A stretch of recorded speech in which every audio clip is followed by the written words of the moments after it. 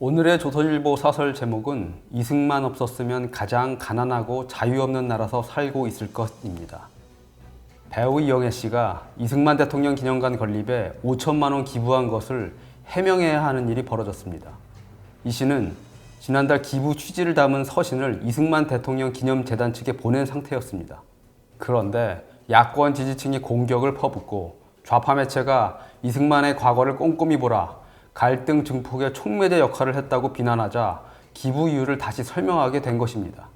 이 씨는 역대 대통령들의 과오는 과오대로 역사에 남기되 공을 살펴보며 서로 미워하지 말고 화합을 하면 좀 더 평안한 나라에서 우리 아이들이 살아갈 수 있지 않겠나 라고 했습니다.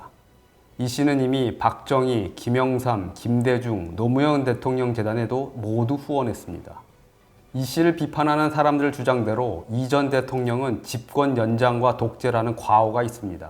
하지만 이 전 대통령처럼 위대한 업적을 세우고도 철저하게 잘못만 부각된 지도자도 없습니다.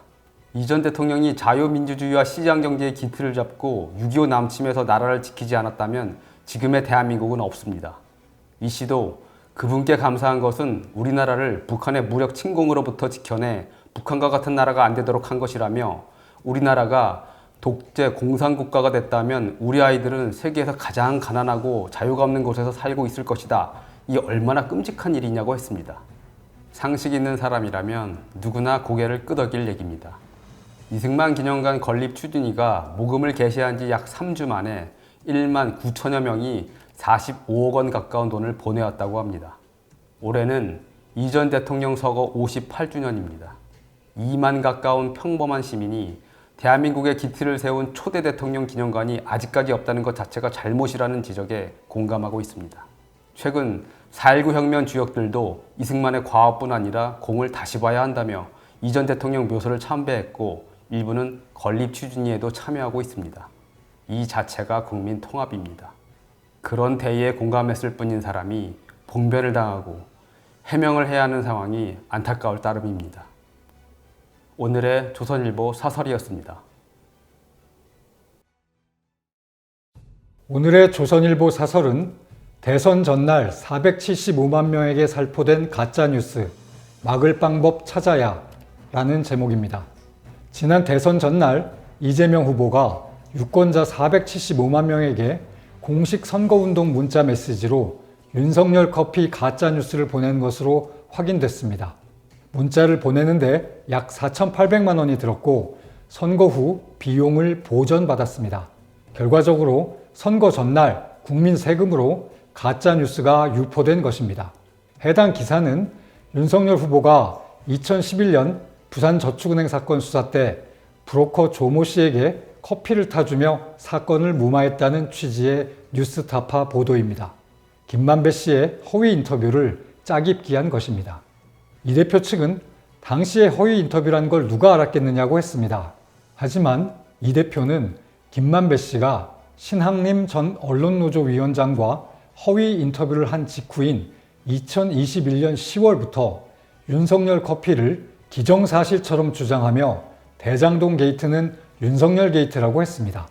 대선 3일 전 뉴스타파가 가짜뉴스를 실제 보도하자 이 대표는 불과 1시간 만에 자기 페이스북에 널리 알려달라고 했습니다. 가짜뉴스라는 사실은 몰랐을 수 있지만 가짜뉴스 세력과 통하고 있었다는 의심은 듭니다. 그 후 좌파 언론의 인용 보도와 추천수 조작까지 벌어졌습니다. 이 후보가 윤석열 커피가 가짜뉴스란 사실을 몰랐다고 해도 가짜뉴스가 유력한 대선 후보를 통해 수백만 유권자에게 전달될 수 있었던 구조는 심각한 문제입니다. 선거 직전 짧은 시간에 진위를 가리기 어려운 가짜뉴스는 선거 결과를 바꿀 수도 있습니다. 2002년 김대엽 씨가 제기한 이회창 후보 병역비리 의혹은 훗날 완전한 조작으로 드러났지만 선거 결과를 뒤집을 수는 없었습니다. 소셜미디어를 통한 선거 여론 조작 범죄는 갈수록 늘고 있습니다.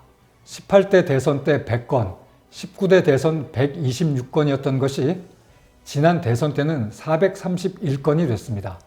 드루킹 일당은 19대 대선에서 600여 개 아이디로 여기저기 댓글을 달며 여론을 조작했습니다. 최근 국내 포털에서 벌어진 아시안게임 한중 축구 응원수 조작은 해외 IP 단 2곳에서 약 2천만 건의 클릭이 나왔다고 합니다. 소수 인원이 인위적으로 현실과 정반대 여론을 만들어낼 수 있다는 사실을 보여줍니다. 가짜뉴스 선거 조작은 여야 모두가 피해자가 될 수 있습니다.